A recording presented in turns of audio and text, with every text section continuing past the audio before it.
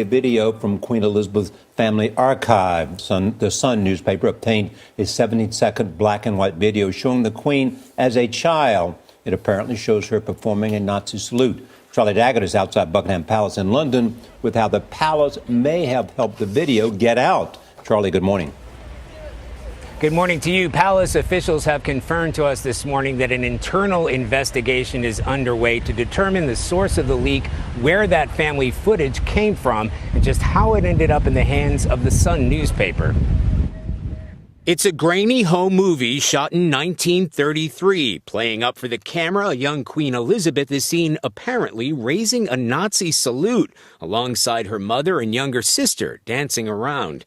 Her uncle, the future King Edward VIII, does the same. Whether an innocent gesture done in jest, the palace is said to be scrambling to figure out how the film got out, says royal correspondent Roya Nika. There's been a huge level of concern as to how the material got out.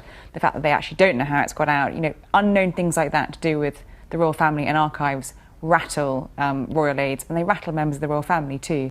However, part of that clip had already been made public, apparently showing the Queen and her sister just moments after that incident, part of an exhibition by Buckingham Palace last year, which has lent to claims the palace itself may be partly to blame for inadvertently releasing the footage to documentary makers. The Sun newspaper won't say where they got it, but it was obtained in a legitimate fashion and published with the public interest in mind, says managing editor Stig Abel. The fact remains that in 1933, led by a man who was to become Edward VIII, the British royal family were doing Nazi salutes to a video.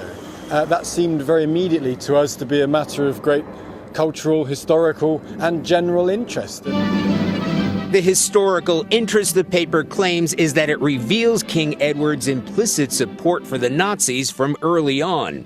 Long accused of being a Nazi sympathizer, Edward visited Hitler in 1937 after giving up his crown to marry U.S. divorcee Wallis Simpson.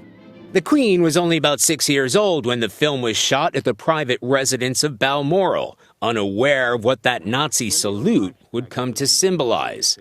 Adolf Hitler was then an aspiring politician, already a German chancellor and the head of the Nazi Party, but before he became the Führer of the Third Reich, long before the horrors of World War II and the atrocities of Nazi Germany.